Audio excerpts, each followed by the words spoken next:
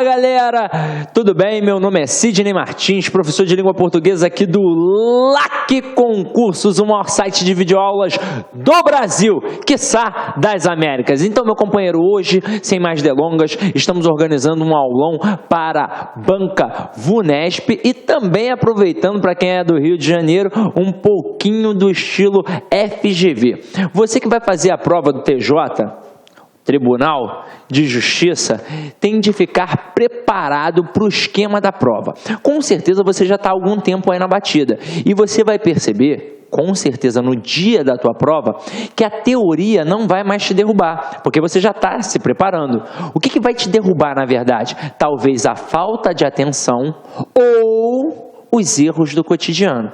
Como assim, Sidney? Falta de atenção, tudo bem. Disso eu já até sabia, estou me preparando para ficar atento no dia.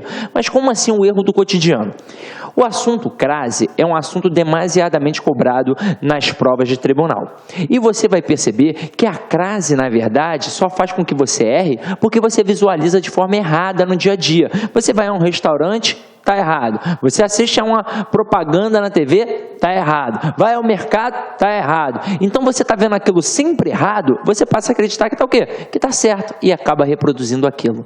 Então hoje a gente vai trabalhar em cima de uma prova com texto, com parte gramatical também, para que você fique atento a tudo, tranquilo? Então vamos lá.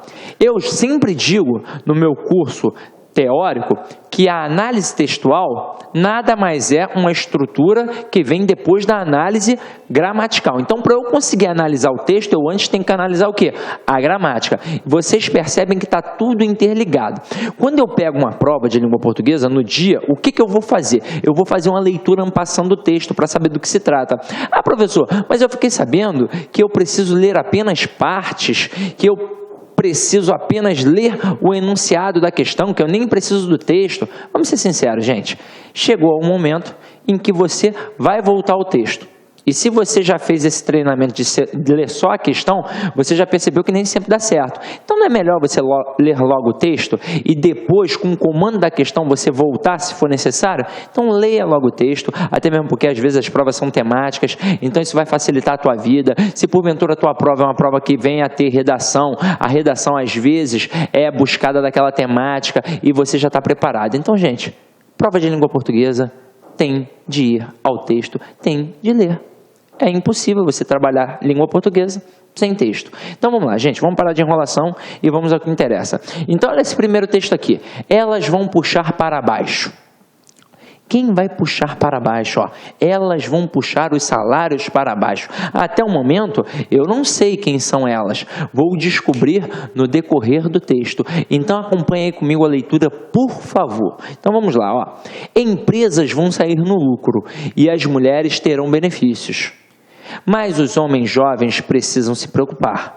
Porque as mulheres não têm as mesmas oportunidades que os homens no mercado de trabalho? Elas têm. Apenas ganham menos que os homens, ainda. Os salários femininos estão 35% abaixo da média dos masculinos para funções equivalentes, mas não é um fenômeno brasileiro. Na Alemanha e na Inglaterra, a disparidade salarial chega aos 25%.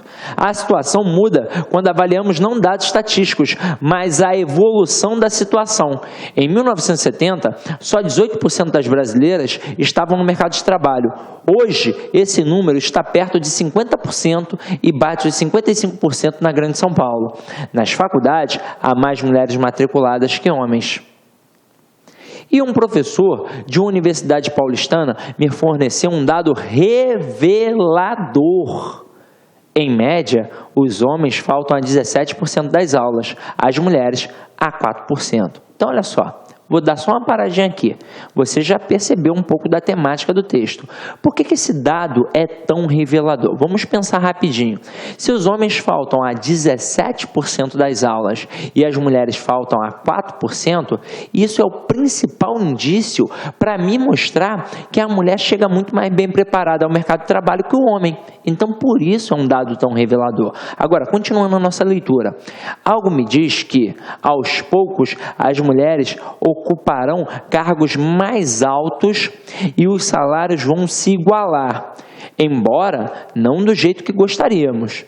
Como elas serão maioria no mercado de trabalho e continuarão aceitando salários menores, puxarão para baixo os salários masculinos de admissão. Isso será bom para as empresas, porque o custo da mão de obra cairá. Será relativamente bom para as mulheres, porque o salário delas subirá. Ao contrário do que a situação presente parece mostrar, os jovens do sexo masculino é que deveriam estar mais preocupados. Então, nossa resposta: quem é que vai puxar o salário para baixo? São as mulheres. Só que aí eu te pergunto, quem realmente se deu bem nessa história toda? Aí muita gente está pensando, ora, Sidney, as mulheres. Meu companheiro, rapidinho.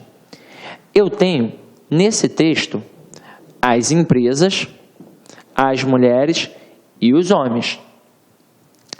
Quem se deu realmente bem foram as empresas. As empresas. Para e pensa. Porque se a mulher está jogando para baixo o salário masculino também, todos os salários de admissão, quem se deu bem foi a empresa, que diminuiu significativamente o custo da mão de obra. Então imagina o seguinte, uma empresa tinha um salário masculino de admissão de R$10 mil. Um cargo de gerência. Então, o homem entrava ganhando 10 mil. Mas, antigamente, é óbvio que uma mulher não entraria ganhando o mesmo que um homem. Então, ela entraria ganhando, sei lá, uns 5 mil reais. E aí, 5 mil nada. A disparidade era absurda, uns 4 mil reais. E aí, o que a empresa, percebendo que a mulher era a maioria no mercado de trabalho, estava chegando mais bem qualificada e tinha um salário menor, ela, na verdade, resolveu diminuir o salário de admissão. Então, ela diminuiu para, sei lá, 6 mil reais. Imagina você, homem, que decidiu fazer uma faculdade, por exemplo, de engenharia de produção, porque viu que o salário de admissão de qualquer empresa era 10 mil reais. Só que ao final da sua faculdade, quando você chegou lá nas empresas, você percebeu que todas elas estavam pagando 6 mil reais. Você vai desistir? Ah, eu vou desistir porque eu estudei para ganhar 10 mil reais, então não vou entrar ganhando 6. Se você não aceitar, meu companheiro, tem um monte de mulher para pegar ali a tua vaga, e muitas das vezes mais bem preparada que você. Então quem se deu bem mesmo foi a empresa. Agora, a mulher, ela se deu bem, é claro, ela também aumentou um pouco o salário dela, mas a principal conquista foi não estar mais abaixo do homem, e sim no mesmo patamar. E um dia, quem sabe, acima. Então, olha só, o homem, este daqui, ele se deu mal. Então, meu companheiro, você que é homem, ou estuda para concurso público, ou a coisa não vai ficar muito boa para o teu lado. Então aproveita, fala com teus parceiros, com os teus amigos, com a tua família, todo mundo aí que é homem, chama todo mundo para estudar aqui no LAC e aproveita, tá? Então vamos lá, olha só, meu companheiro, vamos pegar aí a primeira questão para você perceber como é que funciona mais ou menos o comando das questões. Tá aqui, tá a nossa questão. A palavra do texto. E aí, você provavelmente, se estudou comigo, você já viu. Se ainda não estudou, chegou o momento. Eu tenho no edital compreensão e interpretação de textos. Você tem de ficar ligado e perceber que são coisas distintas. Quando eu falo de compreensão, é aquilo que está dentro do texto. E quando eu falo de interpretação, é aquilo que vai além do texto. Os comandos são completamente diferentes. Se é uma questão de compreensão, ela vai te jogar sempre para dentro do texto. Então vai ser segundo o texto, a palavra do texto, o termo tal, a linha tal, o parágrafo tal. Se está dentro do texto, meu companheiro, significa que basta eu ter calma e atenção que eu vou conseguir achar. Agora, o que eu tenho que fazer para nunca dar mole numa questão de compreensão? Além daquela leitura passando do texto que eu vou fazer, eu vou procurar fazer uma leitura em voz alta. Para quê? Para eu ler mais devagar e compreender melhor aquele texto. Como assim, Sidney? Se eu faço uma leitura apenas mental, eu leio muito rápido. E se eu fizer uma leitura muito rápida, tendo em vista que o dia da prova já é um dia tenso para mim, e para você, para todo mundo, e eu posso ainda dar o azar de ter situações adversas, de estar sentado perto da janela, sem uma cortina, o sol batendo no meu rosto, poxa, o ar-condicionado pode não estar funcionando, eu já estou nervoso, ansioso, é o dia da prova. Tudo vai contribuir para que eu não consiga realizar bem a prova. Se eu fizer uma leitura mental, então, eu vou ler muito mais rápido, vou dispersar e não vou conseguir responder nada. Agora, se eu me concentrar, fizer uma leitura em voz alta, Cid, vão me expulsar da sala. Não precisa atrapalhar ninguém, basta que você escute o som da sua voz, apenas. Então, você vai ler mais devagar e vai compreender melhor o texto. Se a questão me jogar para um termo que está lá na linha 3, eu vou à linha 3 e sublinho o termo. Se a questão me mandar para um termo que está lá na linha 10, eu vou lá e sublinho. Quando eu fizer a segunda leitura, eu vou ler só aquilo que está sublinhado? Óbvio que não, eu vou ler tudo. Mas aquilo que está sublinhado vai me chamar mais atenção e provavelmente eu vou conseguir achar o referente, porque provavelmente essa é uma questão de referenciação. Agora, se a questão é de interpretação, vai além do texto. Então, se aqui era segundo o texto, agora é o que o autor quis dizer, infere-se que, deduz-se que, interpreta-se que. E quando eu falo de conhecimento de mundo, meu companheiro, para você que está fazendo a prova do TJ, graças a Deus, é isso mesmo, é ter lido bons livros, é ter escutado boa música, é ter visto bons filmes, idade conta, quanto mais velho é, mais experiente é, prática de vida, experiência empírica também conta.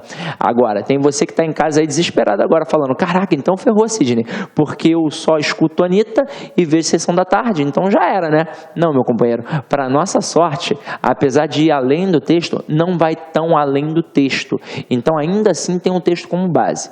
Eu sempre faço uma analogia para que o aluno possa compreender a diferença facilmente da compreensão para a interpretação. Imagina o seguinte, eu pego o João e o Pedro. Aí eu digo que o João e o Pedro estavam ontem lá na Praia da Barra, sentados num quiosque, tomando uma cerveja gelada e comendo um peixe frito. Aí eu te pergunto, o que você interpreta disso? Aí tem gente que vai fazer assim, Sidney, não sei não, sentados num quiosque, e se eu te falar que o Pedro estava de sunguinha branca e o João de sunguinha amarela? Aí você, agora eu tenho certeza. Meu companheiro, em nenhum momento você pode fazer uma interpretação como esta, porque eu não mencionei nada sobre a sexualidade deles. Então, o que eu posso compreender? Que são dois homens conversando. E o que eu posso interpretar? Que são dois amigos conversando, porque é óbvio que inimigos eles não são. Sidney, mas eles não poderiam ser namorados, tendo em vista hoje a nossa sociedade? Não, companheiro, eles até poderiam, mas o texto não falou nada sobre, então não posso extrapolar a interpretação. Então, olha aí essa questão e vamos entender como é que ela funciona para saber se é de compreensão ou de interpretação. Olha o que o camarada faz aqui, ó. A palavra do texto. Então já é um indício que é uma questão de compreensão, que sugere que as mulheres terão no futuro, então ele está trabalhando tempo, seus salários equiparados aos dos homens Muita gente na hora poderia não dar a devida atenção e responder quaisquer uma dessas daqui. Só que se você já se ligou que tem um valor de tempo, provavelmente você já se ligou que é a palavra ainda. Mas Sidney, e se eu não tivesse me ligado? E se eu não vi o fator de equiparação na palavra ainda? E se eu pensei em mercado? E se eu pensei em oportunidade? E se eu pensei em média? Porque isso pode acontecer contigo no dia. Só que aí é o seguinte, se a palavra do texto está lá dentro. E se eu estou dizendo que ela sugere que as mulheres terão salários equiparados, eu com certeza tenho ainda. Olha aí, ó. Está lá em cima. Ele diz aqui, ó. Está na linha 3. Na linha 2 aqui, ó. Mas os homens jovens precisam se preocupar, porque as mulheres não têm as mesmas oportunidades que os homens no mercado de trabalho? Aí vem. Elas têm. Apenas ganham menos que os homens, ainda, ou seja, vão ganhar o mesmo ou mais. A palavra ainda me mostrou que um dia elas vão ganhar o mesmo ou mais. Imagina o seguinte, você que não conseguiu pescar, vou fazer uma analogia rápida, você está na porta do curso, aí você está conversando com a bela morena de olho azul, e eu vejo. Eu não vou falar nada porque eu sou educado, só cumprimento. E aí, bom dia, boa tarde, boa noite, coisa e tal. E entro no curso. Quando você entra, Você deixou a Morena lá fora, a Morena foi embora e você entrou. Aí eu falo assim, e aí, companheiro? Tá mandando bem, tá pegando? Se você já estiver com a Morena, você vai falar, sim, Sidney, tô arrebentando. Se você não estiver, se for apenas sua amiga, sua irmã, alguma coisa assim, você vai falar, não, Sidney, não, é minha irmã, é minha amiga, é minha mãe, sei lá. Agora, se você ainda não está ficando com ela, mas vai ficar porque confia no seu taco, tá trabalhando ali, você vai falar na hora que eu falar assim, ó, e aí, meu companheiro, tá pegando? Você vai falar, ainda não, Sidney. Ou seja, você tem a confiança de que vai pegar, não é verdade? É a mesma coisa aqui. Ainda não ganham, mas vão ganhar. Então, meu companheiro, depois dessa, só indo para a segunda questão. Então, a resposta da primeira foi a palavra ainda, ou seja, a D de dado. Questão 2. A situação muda quando avaliamos não dados estatísticos, mas a evolução da situação. No texto, a frase acima se torna incoerente por quê? E aí se liga, meu companheiro. Ele jogou no texto, só que olha o indício aqui. Ele destacou entre aspas. Então isso já é um prenúncio de que provavelmente a questão não vai trabalhar todo o texto. Então não é uma predominância do texto, ele vai trabalhar aquele fragmento. Pode ser que só o fragmento seja capaz de responder a questão, ou então que eu precise daquele contexto. Então um fragmento está recortado dentro de um parágrafo ou dentro de uma frase e eu preciso daquilo dali. Agora aqui ele diz assim, ó, a frase acima se torna incoerente por quê? Então, ele quer saber sobre esta frase apenas. Por que esta frase é incoerente? E aí ele dá diversas opções. Se eu entender a incoerência da frase, pronto, eu nem vou precisar voltar ao texto, quer ver? Se eu digo que algo é coerente, é porque faz sentido. Se eu digo que algo é incoerente, é porque não faz sentido. Por exemplo, eu digo assim, ó, eu não simpatizo com a Clara. Ela é bonita, simpática e sempre me ajuda quando preciso. Meu companheiro, tem coerência aí? Não, porque olha só, como é que eu posso não simpatizar com uma pessoa que é bonita, que é simpática e que sempre me ajuda? Aí você vai falar assim, recalque, Sidney, beijinho no ombro para elas. Não, meu companheiro, se liga. Se eu falar que ela é bonita e simpática, de repente é uma mulher que tem inveja. Mas se eu estou dizendo que ela sempre me ajuda quando eu preciso, como é que eu não vou simpatizar com uma pessoa assim? A pessoa sempre me ajuda, então é óbvio que eu tenho que gostar dessa pessoa. Nesse texto, eu apresentei uma estrutura coesa, porque quem é o ela? É a Clara, mas é uma estrutura incoerente. Estou sendo incoerente. Então aqui, ó, eu digo, a situação muda quando avaliamos não dados estatísticos, mas a evolução da situação. Meu companheiro, se um cara tira 0 numa prova, depois ele tira 3, depois ele tira 7, até finalmente ele chegar ao 10. Esse cara, ele evoluiu ou não evoluiu? Ele evoluiu. E como é que eu consegui mensurar isso? Através de dados estatísticos, com certeza. Então, para falar de evolução, obrigatoriamente eu tenho de falar de dados estatísticos. Então, essa frase aí, meu companheiro, ela é incoerente por isso. Então, a nossa resposta aqui, sem sombra de dúvidas, vai ser a letra B de bola. A análise da evolução da situação também implica analisar dados estatísticos. E aí, de repente, você está em casa assim pensando, como é que um texto desse apresentou um erro de incoerência assim no meio do texto? Provavelmente foi um texto de um psicólogo, retirado de uma revista de psicologia, em que o psicólogo não trata o seu paciente como um número. Foi só uma mera questão de nomenclatura. Ele tirou uma terminologia que nós estamos acostumados e colocou uma outra. Mas, no final das contas, se o cara melhorou, é porque ele evoluiu. Então, se eu falo de evolução, eu estou falando de quê? Obviamente, de dados estatísticos. Então, questão 2, matamos aí, letra B de bola.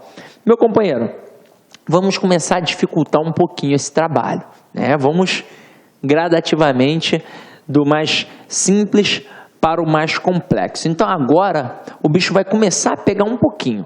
Mas se você já está aí há algum tempo na batida, você vai tirar de letra. Porque vocês vão perceber que as questões de texto, tanto da VUNESP quanto da FGV, não são nenhum bicho de 7 cabeças. Se eu tiver calma e atenção, eu consigo resolver todas. Mas todas.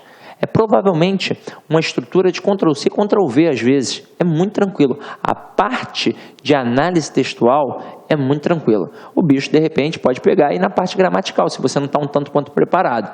Mas agora a gente vai se preparar para isso. Então vem comigo aqui, ó. O futuro do trabalho.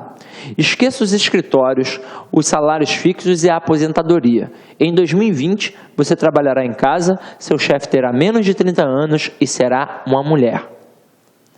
Admita, você também não gosta de trabalhar. Passar o dia inteiro sob luzes fluorescentes, tomando café ruim, sentado em uma cadeira desconfortável e usando um computador velho, certamente não faz parte do seu sonho de infância. Admita e não se sinta culpado. Nossos ancestrais, que nem conheciam as torturas de um escritório, também não eram muito chegados a essa história de trabalho. Para gregos e romanos, colocar a mão na massa era considerado tarefa das classes inferiores e escravos. Domênico De Masi, professor de Sociologia do Trabalho na Universidade La Sapienza de Roma e autor do livro O Ócio Criativo, que defende uma abordagem mais lúdica do trabalho, apontou um ponto de convergência em todas as religiões. Em nenhuma delas se trabalha no paraíso. Tenha o paraíso sido criado por Deus, tenha sido inventado pelos homens. Se o trabalho fosse um valor positivo, no paraíso se trabalharia, afirma.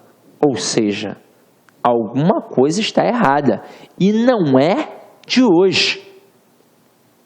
Felizmente, nunca houve tantas ferramentas disponíveis para mudar o modo como trabalhamos e, consequentemente, como vivemos. E as transformações estão acontecendo. A crise despedaçou companhias gigantes tidas até então como modelos de administração. Em vez de grandes conglomerados, o futuro será povoado de empresas menores, reunidas em torno de projetos em comum.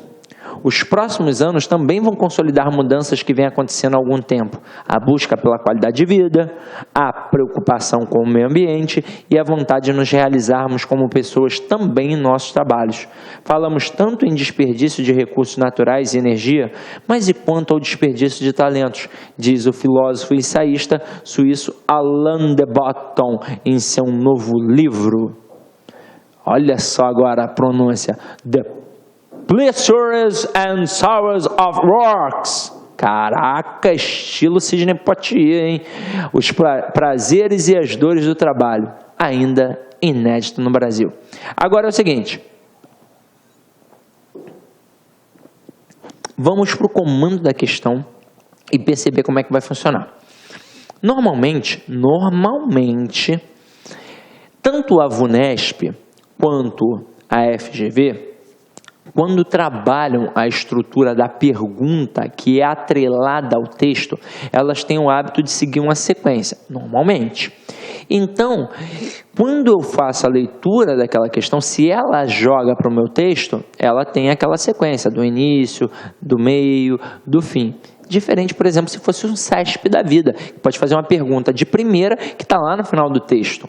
Agora, as questões são tranquilas, relacionadas ao texto. Não fica com medo. Ah, caraca, me falaram que a interpretação, a compreensão vai ser um bicho de 7 cabeças. Não é, até agora você está percebendo que não é. Então vem aqui comigo e vamos pegar essa daqui, ó. Esqueça os escritórios, os salários fixos e a aposentadoria. Em 2020, você trabalhará em casa, seu chefe terá menos de 30 anos e será uma mulher. O fragmento parece se dirigir diretamente ao leitor do texto. Gramaticalmente só não contribui para produzir esse efeito, e aí vamos lá. Meu companheiro, aqui ele não trabalhou uma nomenclatura, mas se ele está trabalhando um direcionamento, uma referência, ele está trabalhando coesão referencial. Quando eu falo da coesão referencial, eu preciso me ligar que as provas vão gostar de trabalhar os elementos endofóricos e os elementos exofóricos. Isso aqui que vai ser trabalhado. Então, falei de coesão textual, principalmente da coesão referencial. Estou basicamente falando dos pronomes que vão fazer referência aos elementos dentro ou até mesmo fora do texto. Qual é o intuito disso? O intuito é evitar a repetição. Porque quando eu estou falando, eu posso várias vezes repetir o mesmo termo que ninguém estranha. Agora, quando eu estou escrevendo e eu repito várias vezes o mesmo termo, o que eu vou demonstrar? Pobreza de vocabulário. E é para isso que serve a coesão textual, para evitar a repetição, para mostrar que eu tenho elementos e recursos para produzir um bom texto. Então, eu pego um texto e você vai perceber que dentro desse texto há diversos elementos que vão se relacionar, porque é uma ligação de termos, de frases, de palavras, é uma ligação de períodos, é uma ligação de parágrafos e por aí vai. O texto tem que estar bem estruturado. Quando eu falo de coesão, eu falo de estrutura. Só que esses elementos, eles podem fazer referência dentro do texto. Ora para alguém que está na frente, ora para alguém que está atrás e às vezes pode apontar para alguém que está fora do texto. Beleza. Quando eu falo do elemento que está dentro do texto, eu chamo de elemento endofórico. É só lembrar da aulinha de biologia. O que era o endoesqueleto? Era o esqueleto dentro do corpo. Então, os elementos endofóricos serão os elementos dentro do texto. E o que era o esqueleto exofórico? Era o esqueleto fora do corpo. Ó, exo significa fora. É só pensar na palavrinha êxodo. Êxodo não é ir para fora? Então, aqui, ó, exofórico, ou seja, o elemento fora do texto. Sidney, eu nunca ouvi falar nisso. Chegou a hora, meu companheiro. Porque o cara lá no dia, o cara da banca, ele pode simplesmente destacar um termo, até mesmo como foi a nossa questão aí, similar, e perguntar a quem está fazendo referência, ou se a referência está correta, se está errada, e por aí vai. Ou ele pode utilizar uma nomenclatura, falando sobre os elementos endofóricos e os elementos exofóricos. Quando é um elemento endofórico, o que vai acontecer? Vai acontecer a ligação de um elemento a outro dentro do texto. E se eu sou um elemento que está dentro do texto, não tem como eu fazer referência a mim mesmo. Ou eu vou fazer referência a um elemento que já apareceu ou um elemento que ainda vai aparecer. É por isso que eles vão se dividir em dois processos. Eu vou ter os elementos anafóricos e os elementos catafóricos. Como é que isso vai funcionar? O elemento anafórico, ele vai fazer referência a um termo anterior. E o elemento catafórico, ele vai fazer referência a um termo posterior. Até aí tudo bem. Olha o que eu vou te dizer. Se ele faz referência a um termo anterior no texto ou a um termo posterior no texto, é só eu ter calma que eu com certeza vou achar, já que está dentro do texto. Agora, quando a referência é fora do texto, eu posso chamar de elemento exofórico, mas também de vez em quando vem elemento deítico ou elemento deixe. Caramba, Sidney, que nome feio. É, eu sei, mas no final das contas, tudo faz a mesma coisa. O elemento deítico, o exofórico, o deixe, no final das contas, resumindo, eles vão fazer referência a um elemento fora do texto. E se a referência a um elemento fora do texto, eu não vou conseguir dizer quem é o referente, a não ser que eu tenha um contexto. Se eu tiver um contexto, aí sim. Vou te mostrar rapidinho. Já anotou? Se não anotou, aperta o pause, anota aí e agora eu vou botar uns exemplos aqui rápidos, tá? Não vou falar apenas, porque aí de repente você perde o fio da meada. Vou dar umas, vou colocar aqui no quadro para que você possa anotar com tranquilidade. Então vou colocar aqui alguns exemplos, ó. Eu digo assim: José era esposo de Jocrete. Ontem, ele a viu aos beijos com o anão do circo.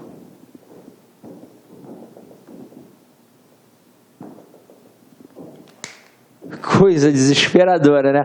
Mas vem aqui comigo, ó. Eu tenho José era esposo, né? Esposa não, esposa é a Jocrete. José era esposo de Jocrete. Ontem ele a viu aos beijos com o anão do circo. Meu companheiro, eu tenho aqui o José e a Jocrete. Aí eu te pergunto, se eu estivesse falando, eu poderia dizer, José era esposo de Jocrete. Ontem José viu Jocrete aos beijos com o anão do circo.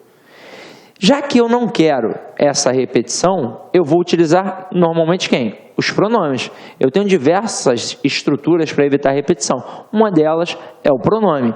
Então aqui, ó, eu tenho o ele, que faz uma referência a José, e eu tenho o a, que faz uma referência a Jocrete.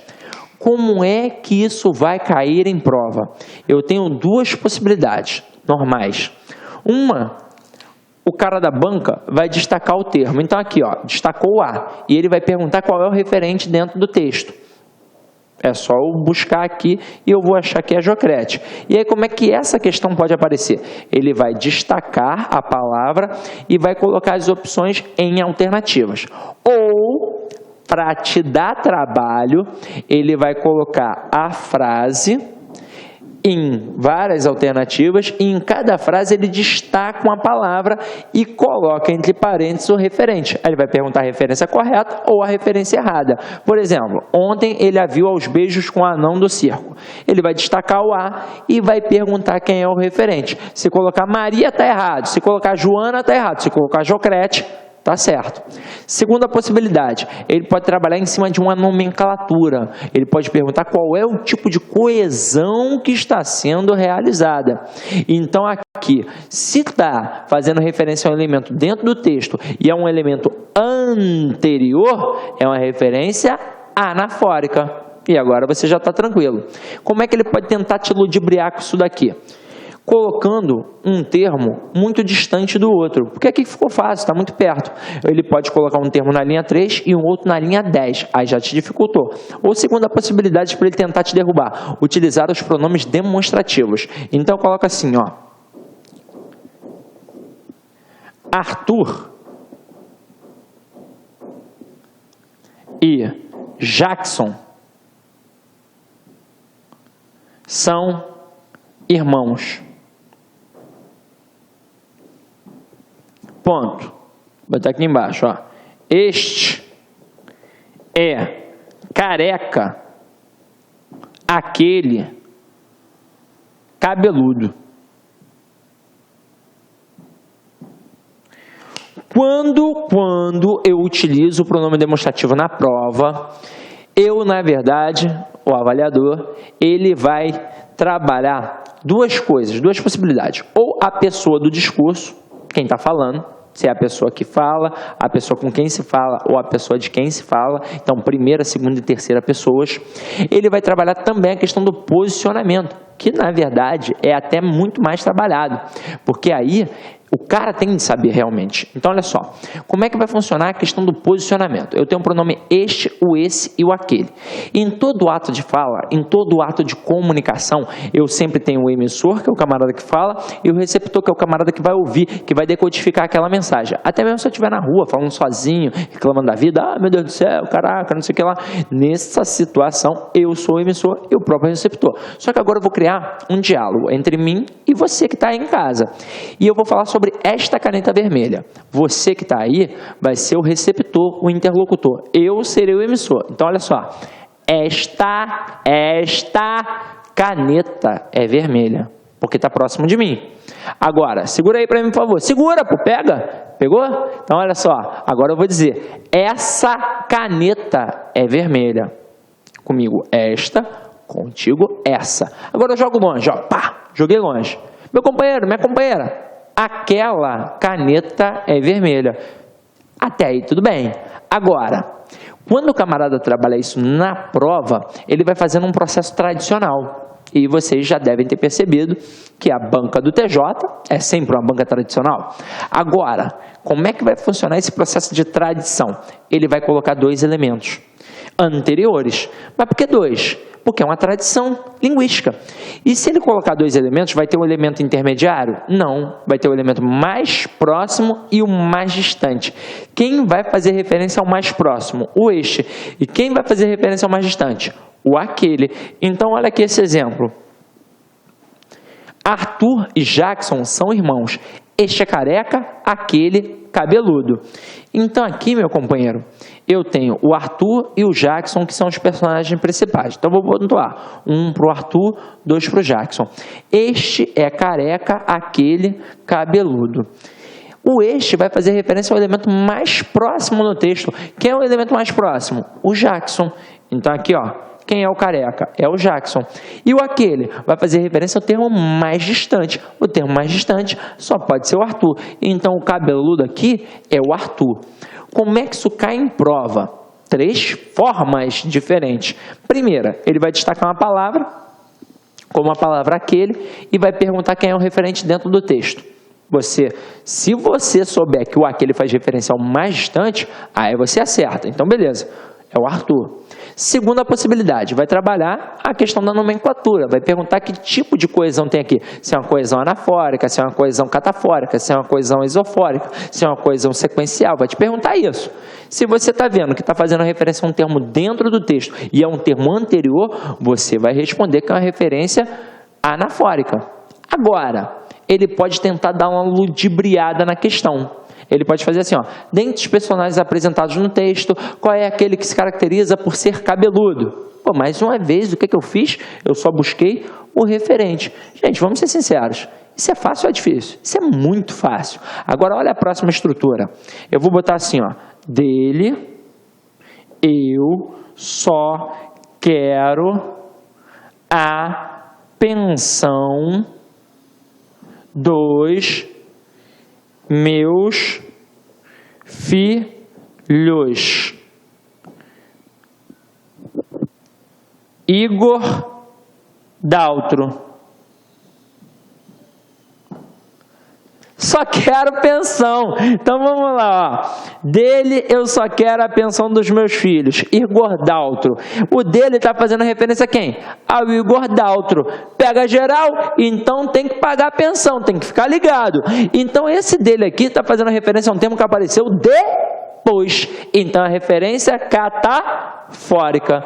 Gente, isso é muito tranquilo. Se faz referência a termo anterior, referência anafórica. Se faz referência a termo posterior, referência catafórica. Agora vamos dificultar um pouquinho. Vamos trabalhar um pouquinho rapidinho a coesão esofórica. Então vou apagar aqui e a gente vai ver, ó.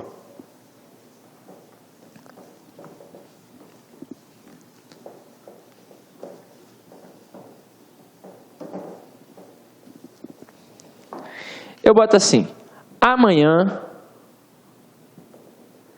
eu faço aniversário.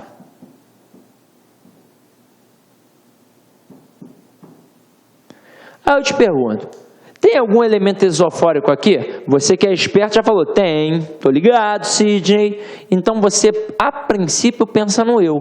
Mas além do eu, também tem um amanhã. Como assim? Imagina agora que você está exatamente numa sala de aula. Você entrou na sala de aula, olhou para o quadro e só viu a frase, amanhã eu faço aniversário. Você foi o primeiro a entrar na sala, o primeiro. Mas é preparatório para concurso, meu amigo. Tem aula de domingo a domingo, todos os dias. Além de não saber quem escreveu, você também não viu quando foi escrito.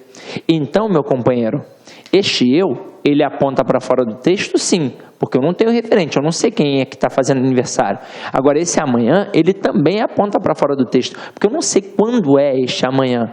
Então, aqui, ó, eu tenho uma data indeterminada. Toda data indeterminada é um elemento esofórico. Então, vamos criar um contexto para isso. Eu olho para você e digo assim, ó, amanhã eu faço aniversário. Agora, que dia que vai ser o amanhã? Dia 28 de fevereiro. E o Sidney. Então, meu companheiro, eu faço aniversário dia 28 de fevereiro. Quiser mandar um presente, estamos juntos, tranquilo? Entendeu como é que é a questão do conceito, do contexto? Agora eu coloco assim, ó, para testar se você ainda está ligado. Eu te amo. Eu te amo. E agora, quantos elementos isofóricos eu tenho? 2. Eu tenho o eu e eu tenho o T. Por que eu tenho o eu e eu tenho o T? Eu não sei quem ama, nem quem é a pessoa amada. Os dois apontam para fora do texto.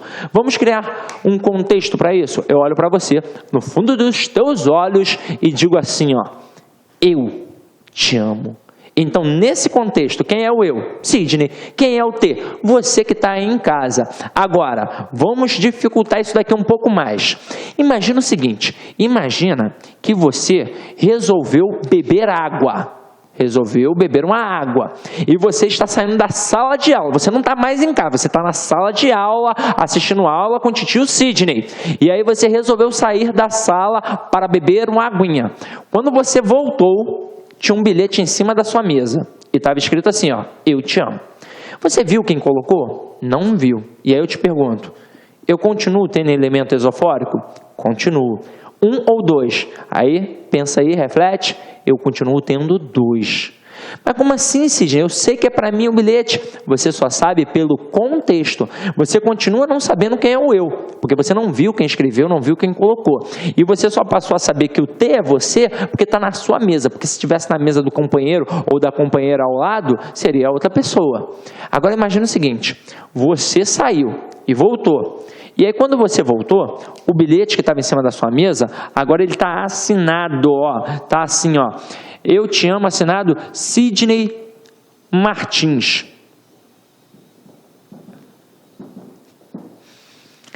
Agora, eu continuo tendo elemento isofórico? Eu continuo. 1 ou 2? Agora é só 1. Porque o eu deixou de ser esofórico, porque o referente está aqui, ó, Sidney Martins. E aponta para onde? Para um termo que aparece depois. Então a referência é catafórica.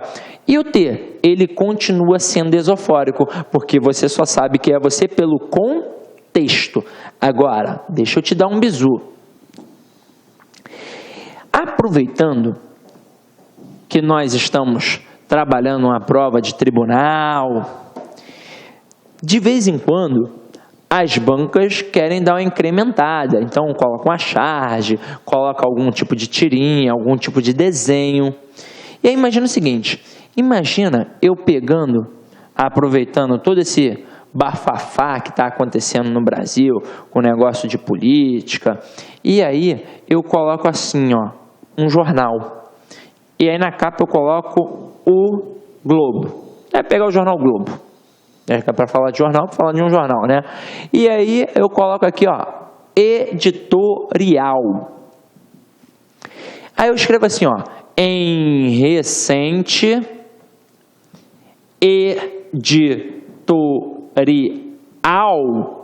deste jornal. Aí eu vou criar duas questões com um único termo. Eu destaco deste.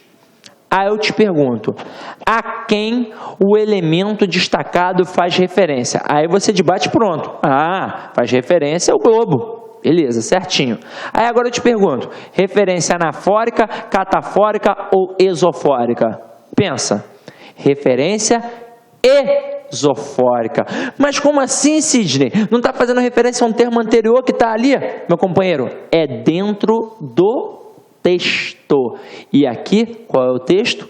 É o editorial. Então, dentro do texto editorial, eu não escrevi o Globo. Eu só consegui depreender pelo contexto.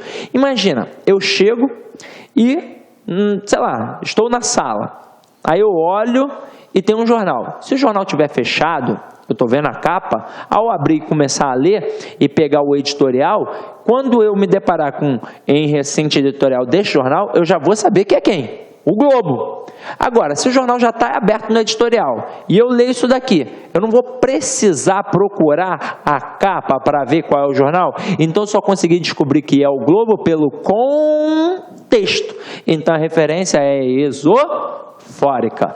Tranquilo, meu companheiro? Então, ó, tem de estar escrito dentro do texto. Então, vamos lá. Olha essa questão aqui.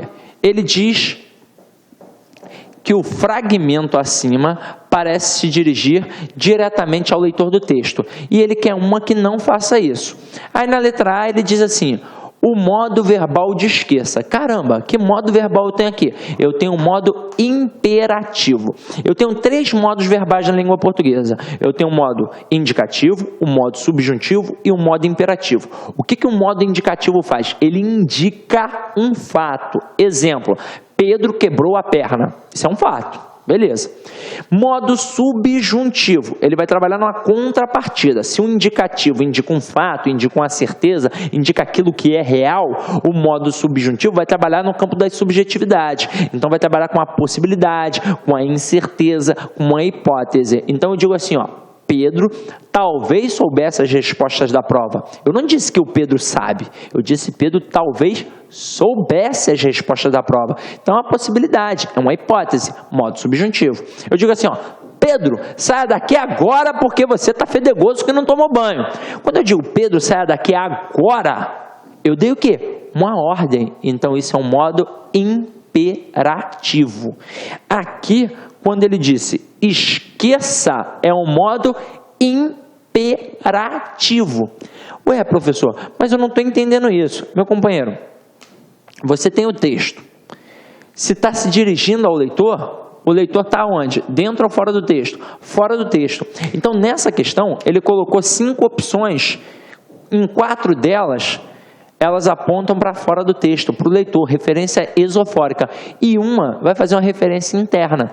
Então, aqui, ó, quando eu coloco esqueça, está sim apontando para o leitor. Porque, olha, ele não disse esqueça os escritórios João, esqueça os escritórios Pedro. Ele disse esqueça os escritórios, os salários fixos, a aposentadoria e continuou. Ou seja, qualquer pessoa que leia esse texto é para esquecer os escritórios. Então, esse comando, essa ordem foi para o leitor. Então, tá certo, mas eu quero o errado.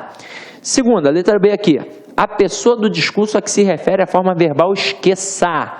Então, eu tenho sempre 3 pessoas do discurso. Quem fala, que é o autor, e a segunda pessoa, que é quem? É o leitor. Então, ele está direcionando para uma segunda pessoa. Então, esse daqui, mais uma vez, está o quê? Certo. Letra C. A presença de um pronome de tratamento. Quando ele diz aqui, ó, você trabalhará em casa. Você quem? O leitor. Então, mais uma vez, está certo. Agora, letra D. A presença de um pronome possessivo com referência extratextual. Aí o aluno se desespera. Caramba, é essa coisa é enorme. Gente, dizer que é extratextual, no final das contas, é a mesma coisa que dizer que é esofórico. Ó, extra é fora. Se eu tivesse colocado intratextual, é dentro. Então, intratextual é a mesma coisa que endofórico, é a mesma coisa que dentro do texto. Extratextual é a mesma coisa que esofórico, é a mesma coisa que fora do texto. Quando ele disse a presença de um pronome possessivo, é esse aqui, ó, o seu chefe. Por que esse pronome possessivo faz uma referência extratextual? Muita gente deve estar pensando assim, ué, mas o seu não está relacionado a chefe? Quando eu tenho um pronome possessivo, ele faz referência ao possuidor e concorda com a coisa possuída. Quem é o possuidor? É o chefe. Seu chefe. Chefe de quem? Do leitor. Então, mais uma vez, está o quê? Certinho. Agora, olha a letra E. Ele colocou o artigo indefinido uma. Está aqui, ó. Seu chefe terá uma mulher. Aqui, ó. Esqueça os escritórios, salários fixos e a aposentadoria. Em 2020, você trabalhará em casa. Seu chefe terá menos de 30 anos e será uma mulher. Então, o artigo aqui, ó, está apontando para quem? Para a mulher. Então, a referência catafórica e aponta para a mulher e não para o leitor. Então, a resposta da questão 3, letra E, de elefante. Agora, dá uma olhada na questão 4. A questão 4, ela é a mais complexa até o momento, porque ela vai trabalhar um processo de comparação entre os 2 textos que nós vemos aí até agora. E isso vai exigir que você compreenda realmente os 2 textos, tanto o texto 1 quanto o texto 2. Assinale a alternativa que estabelece a comparação incorreta entre os textos 1 e 2. Olha a primeira coisa que ele fala aqui, ó. Os textos convergem no seguinte ponto. Ambos acreditam que mudanças que irão impactar o mercado de trabalho no futuro já estão em curso atualmente. E isso já está acontecendo. Já tem mais mulher no mercado de trabalho, já tem mais mulher ganhando mais, já tem mais mulher em cargos melhores. Isso já está acontecendo. Então, as mudanças já estão acontecendo, tendo até em vista a própria faculdade, em que tem mais mulheres e que elas se preparam mais porque faltam menos e por aí vai. Letra B. Os textos convergem no seguinte ponto. Ambos acreditam que as mulheres terão, de alguma maneira, uma participação maior ou mais relevante no mercado de trabalho no futuro. Claro, uma participação maior e mais relevante, por quê? Porque elas vão ter cargos maiores, vão ser até chefe. Então, isso daqui também está o quê? Certinho. Letra C. Os textos convergem no seguinte ponto. Ambos apresentam uma visão inteiramente otimista quanto ao trabalho do futuro, uma vez que a qualidade de vida será priorizada e os talentos não serão mais desperdiçados. O erro desta alternativa está aqui, ó, na visão inteiramente otimista. Afinal de contas, é otimista para a empresa, é otimista para a mulher, mas para o homem é completamente pessimista. Então, meu companheiro, pecou aqui. Tranquilo? Aí você pode até falar assim: Sidney, eu pensei que estava pecando ali no final também. Não, imagina o seguinte, o próprio texto diz que hoje em dia as empresas trabalham em torno de projeto em comum. Se eu tinha uma grande empresa e detinha tudo ali, é óbvio que haveria uma morosidade no processo. Tudo seria mais difícil de fazer. Agora, com várias empresas reunidas em torno de um projeto em comum, vai ser mais célere o processo, então vai fazer tudo mais rápido. Sem contar que eu não vou mais desperdiçar o talento. Porque se eu tenho uma grande empresa, e aí imagina, eu tenho o José, o João e o Pedro. O José é o melhor coordenador que a empresa já teve. O João é o melhor diretor, melhor gerente, e o Pedro é o melhor diretor. Quando esse José se tornou o melhor coordenador, ele pensou assim, pô, vai que de repente eu possa me tornar o gerente ou o diretor, mas para azar dele, o João é o melhor gerente que a empresa já teve e o Pedro é o melhor diretor que a empresa já teve, ou pior ainda, os dois são filhos do dono. Quando é que o José vai virar gerente ou diretor? Nunca! Agora, eu abro empresas menores para fazer um projeto em comum com esta empresa, aí o José, ele vai para uma empresa e acaba virando diretor. O João vai para uma empresa e acaba virando diretor. Mas e o Pedro, professor, ele não já é diretor? Ele vai para uma dessas empresas e acaba virando sócio proprietário. Então eu deixo de desperdiçar talentos. É isso que está acontecendo no processo econômico que foi apresentado aí no texto. Agora, o erro estava na visão inteiramente otimista. Por desencargo de consciência, olha a letra D. Tanto no texto 1 quanto no texto 2, é possível inferir que as mudanças previstas não se referem especificamente ao mercado de trabalho brasileiro, mas ao mercado mundial. Chegou até a mencionar que não é um fenômeno brasileiro. Na Alemanha e na Inglaterra, a disparidade salarial, lembra disso? Então está dentro do texto, meu companheiro. Super tranquilo. Agora, olha a letra E. O texto 2 enfatiza o ponto de vista do empregado, ao passo que o texto 1 menciona tanto o ponto de vista do empregado, o trabalhador, o funcionário, quanto o do empregador, a empresa. Porque a empresa acaba se dando bem com todo aquele processo de diminuir as custas de admissão. Tranquilo? Então, matamos aí questão 4, letra C de casa. Vamos para a próxima.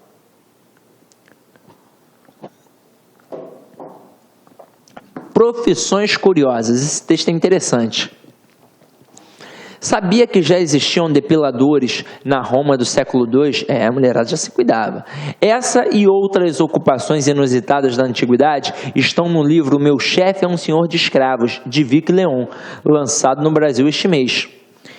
Primeiro subtítulo, não é um outro texto, é um subtítulo. Caçadores de fantasmas, uma profissão curiosa. Essa era a função dos psicopompos na Grécia, também chamados de condutores de almas. Espantavam fantasmas que atacavam seus clientes e os orientavam ao repouso eterno. Durante a luta de dois gladiadores, o psicopompo representava a figura do deus Hermes. Vestido de preto, ele carregava um caduceu de bronze, o bastão com duas serpentes que simbolizavam o deus. Sua função era demonstrar que as almas que conduzia estavam realmente mortas. Quando um lutador caía, o condutor de almas queimava o infeliz com seu caduceu em brasas, para se certificar de que havia passado desta para uma melhor. Se tivesse desmaiado, tá ferrado, né? Agora, segundo subtítulo, calçadora de sapatos. A sandaligerula tinha uma função cobiçada entre os escravos pelo esforço diminuto. Na Grécia e na Roma Antiga, as senhoras de respeito carregavam suas sandaligerulas a festas e jantares. A escrava tirava os sapatos que a ama usara na rua e os substituía por sapatilhas de festa. Tirar os próprios sapatos era uma tarefa tão humilhante que até o convidado mais pobre levava com ele uma sandaligerula. Povo besta, né? Então vamos lá, ó. Questão 5. Quando um lutador caía, o condutor de almas queimava o infeliz com seu caduceu em brasas, para se certificar de que havia passado desta para uma melhor. No fragmento acima, a preposição com exprime o valor semântico de. Galera, valor semântico de preposição, quando é exigido na prova, eu tenho de avaliar o contexto. Preposição com. Às vezes a galera pensa, é companhia. Vai ser companhia se eu falar assim, ó, Pedro saiu com Paulo para tomar uma cerveja. Mas se eu falar que o Pedro feriu Paulo com uma faca, já é o quê? É um instrumento. E aqui ele utilizava o caduceu, ó, para ferir, ó. O condutor queimava o infeliz com o seu caduceu. Caduceu não é um instrumento? Então aqui é valor semântico de instrumento. Então questão 5, resposta letra D de dado. Tranquilo? Agora vamos para a questão 6. E a questão 6 é a mais difícil até agora, ó. Acompanha. A escrava tirava os sapatos que a ama usava na rua e os substituía por sapatilhas de festa. Tirar os próprios sapatos era uma tarefa tão humilhante que até o convidado mais pobre levava com ele uma sandaligerula. Sobre o fragmento acima, pode-se dizer que, caramba, ele não perguntou o que é certo e o que é errado. Ele disse, pode-se dizer que. E colocou várias afirmativas, é óbvio. Aquela que está certa é que eu vou marcar. Aí na letra A, ele faz assim, ó. A forma tão se classifica como advérbio na medida em que modifica um verbo. Aí o aluno titubeia e pensa, pô, é possível. Porque olha só, quando eu tenho um advérbio,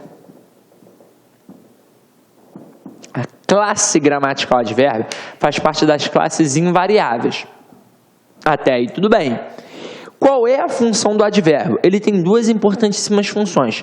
A função primária é indicar uma circunstância de tempo, de causa, de modo e por aí vai. Só que além de indicar uma circunstância, ele serve para modificar. Ele serve para modificar o adjetivo, ele serve para modificar o verbo e o próprio advérbio. Aí o camarada na prova diz que o tão é um advérbio na medida em que modifica um verbo. Caramba, é possível, mas olha o que o cara disse aqui. Ele disse sobre o fragmento acima. Olha a maldade. E aqui o tão não está ligado a verbo, ele está ligado à palavra humilhante, que ali funciona como adjetivo. E só por isso está errado. Não está certo. Então, ó, eliminei errar. Vamos dar uma olhada na letra B. Na letra B ele coloca assim, ó. Tanto em os substituía, quanto em os próprios sapatos, a forma sublinhada é um pronome com função anafórica, ou seja, faz referência a um termo anterior. E aí vamos comparar aqui no texto, ó. Vamos olhar. No primeiro aqui, os substituía. Tá aqui, ó. Nesse pedacinho aqui, ó. A escrava tirava os sapatos que a ama usara na rua e os substituía por sapatilhas de festa. Substituía quem? Os sapatos, beleza. Então está fazendo referência a um termo anterior. Então a referência é anafórica. Só que aí, ó, calma, eu tenho que olhar o resto. Ele disse também quanto em os próprios sapatos. Tá aqui, ó. Tirar os próprios sapatos. Então, esse os aqui, ó, ele faz referência a quem? Ele faz referência a sapatos também. Só que agora não está antes, está o quê? está depois. Então não é uma referência anafórica, é uma referência catafórica. Então só o primeiro faz referência anafórica, o segundo faz uma referência catafórica. E por isso está errado. Agora vamos dar uma olhada na letra C. Na letra C ele diz assim, ó, em que até o convidado mais pobre levava com ele uma sandália gerula. A conjunção sublinhada exprime valor semântico de causa. Aí o aluno fica doido. Caraca, causa e consequência, é possível. Vem comigo, ó. Quando ele disse aqui, ó, a escrava tirava os sapatos que a ama usara na rua e os substituía por sapatilhas de festa, ele vem para o período que a gente quer dar uma olhada, ó. Tirar os próprios sapatos era uma tarefa tão humilhante que até o convidado mais pobre levava com ele uma sandália gerula. Presta atenção no que eu vou te falar agora, ó. Quando aparece o que na prova, este que, ele vai ser demasiadamente cobrado em provas de concurso. Às vezes a gente pensa, o pronome relativo que, né? Não, meu companheiro. Este que, ele é muito cobrado porque ele encabeça as 3 orações subordinadas. Este que, para encabeçar uma oração, ele pode ser uma conjunção integrante, ele pode ser um pronome relativo e ele pode ser uma conjunção subordinativa adverbial consecutiva. Então ele pode ser aqui, ó, uma conjunção consecutiva. Quando ele, o que é uma conjunção integrante, ele vai encabeçar uma oração subordinada substantiva. Quando ele é um pronome relativo, ele vai encabeçar uma oração subordinada adjetiva. E quando ele for uma conjunção consecutiva, ele vai encabeçar uma oração subordinada adverbial consecutiva, é claro. Se você é meu aluno há muito tempo, com certeza você já fez o quadrinho das conjunções. Eu sempre falo isso para o meu aluno. Se você quer aprender a interpretar bem um texto, se você quer aprender a produzir bem um texto, você tem de saber as conjunções. É o coringa da língua portuguesa. E como é que eu faço isso? Eu produzo 2 quadrinhos em folhas de cartolina. Numa folha eu coloco as conjunções coordenativas e na outra folha eu coloco as conjunções subordinativas adverbiais. Eu tenho que escrever. E aí depois o que eu vou fazer? Eu vou colar na parede do meu quarto, pelo menos na época da prova. E assim eu vou tirar de letra todas as questões de conjunção e, consequentemente, coesão sequencial. Porque a conjunção trabalha a coesão sequencial. Sequência de quê, Sidney? Sequência das ideias. Você está indicando causa, consequência, finalidade, oposição, conclusão, explicação, tudo isso. Então eu tenho de saber a conjunção. Agora, olha o bizu que eu vou te dar. Quando você olha o que na estrutura, ele sempre vai encabeçar a oração subordinada. Então eu coloco assim, ó. Pedro estudou tanto que passou em primeiro lugar. Nesta frase, onde é que eu vou separar a oração principal da oração subordinada? Como assim, Sidney? Eu tenho o período simples, que é sistema SVC, oração absoluta, já que é o período simples, e eu tenho o período composto. Como é que eu vou trabalhar o período composto? Eu tenho o período composto por coordenação e o período composto por subordinação. Como é coordenação? É aqui, ó. Eles estão equiparados, não há relação de hierarquia. Então, um não vai exercer função no outro. Agora, quando eu tenho subordinação, como diz o próprio termo, subordinado, eu tenho relação de hierarquia. Então, eu vou ter uma oração principal aqui em cima e uma oração subordinada à principal. Essa oração está subordinada por quê? Porque depende da principal para poder fazer sentido. Então, esta subordinada vai exercer função em relação à oração principal. Agora, quais são os tipos de funções? Simples. Se ela é uma oração subordinada adverbial, ela vai exercer a função sintática de adjunto adverbial. Se ela é uma oração subordinada adjetiva, ela vai exercer a função sintática de adjunto adnominal, que é uma função própria do adjetivo. Então aqui, ó, vai exercer função sintática de adjunto adverbial e aqui vai exercer função sintática de adjunto adnominal. E a oração subordinada substantiva? Aí, meu parceiro, vai exercer função de sujeito, vai exercer função de objeto direto, função de objeto indireto, função de complemento nominal, função de aposto e função de predicativo. Caramba, Sidney, ferrou então, ferrou. Não, meu companheiro, você já sabe o que é um sujeito, já sabe o que é um objeto direto, já sabe o que é um objeto indireto, então é só isso, é tranquilo. Vou te mostrar aqui, ó, vem comigo. Quando eu separo no que, o que eu faço? Eu olho para a primeira oração e vejo se já tem um verbo. Ó, tem verbo? Ah, então é oração. Então aqui vai ser a oração principal, consequentemente aqui vai ser o quê? A oração subordinada. Aí agora eu percebi que este que está encabeçando a oração subordinada pode ser conjunção integrante, pronome relativo ou conjunção consecutiva. O que eu vou fazer? Eu vou olhar para a primeira oração. Se na primeira oração tiver um termo intensificador, que pode ser tanto, tão, tal e tamanho, eu vou ter um processo de correlação das conjunções. Então aqui, ó, tem um intensificador? Tem um tanto. Toda vez que isso acontecer, eu vou ter um processo de causa e consequência.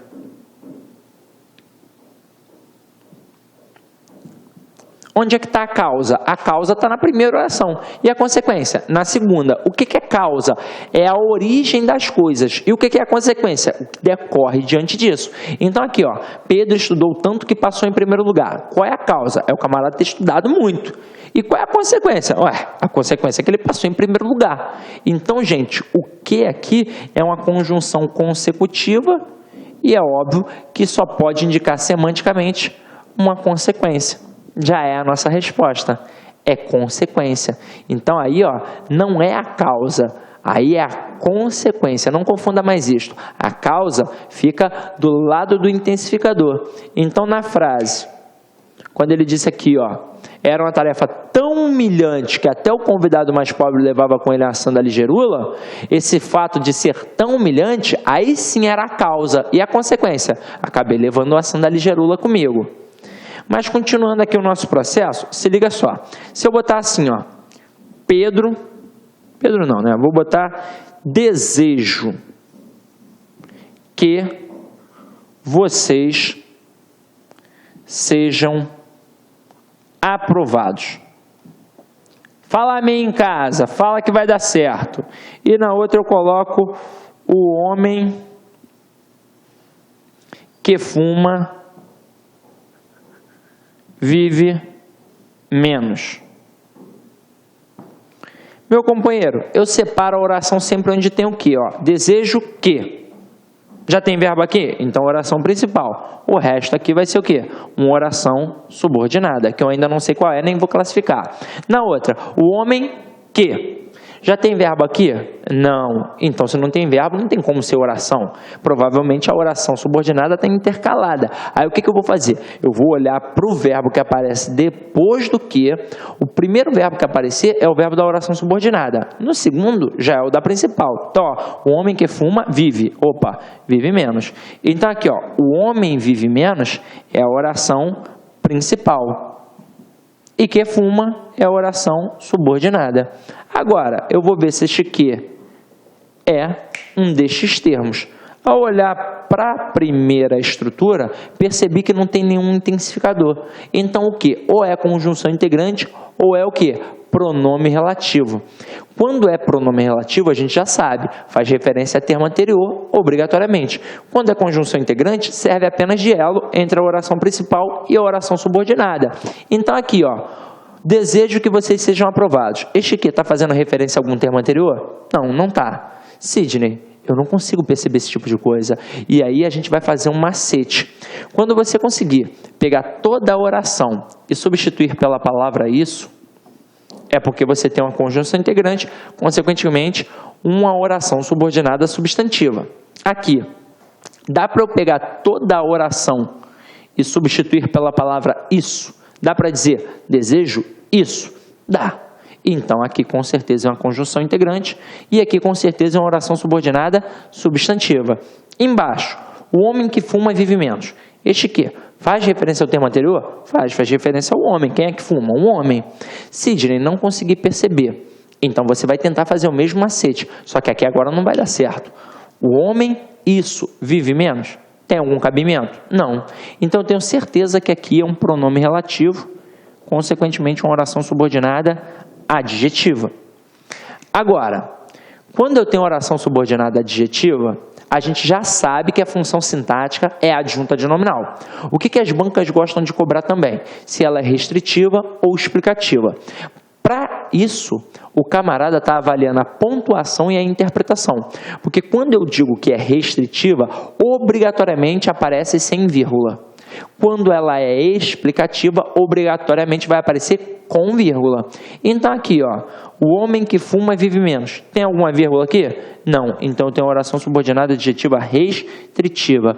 Mas Sidney, como é que eu vou avaliar isso? E se for uma pegadinha? Ué, é só interpretar. Quando eu digo o homem que fuma vive menos, é qualquer homem que vive menos? Não, é somente aquele que fuma. E todo homem fuma? Não. Ou seja, eu especifiquei, eu restringi, eu limitei. Então só vive menos aquele que fuma. Então é por isso que não pode ter vírgula, porque essa oração é de fundamental importância para cá. Então uma oração subordinada adjetiva restritiva. Agora aqui em cima, fica faltando eu classificar se é sujeito, se é objeto direto, objeto indireto, complemento nominal, aposto e por aí vai. Gente, se eu já sei que é uma oração subordinada substantiva, a única coisa que eu vou precisar fazer é isso aqui, ó.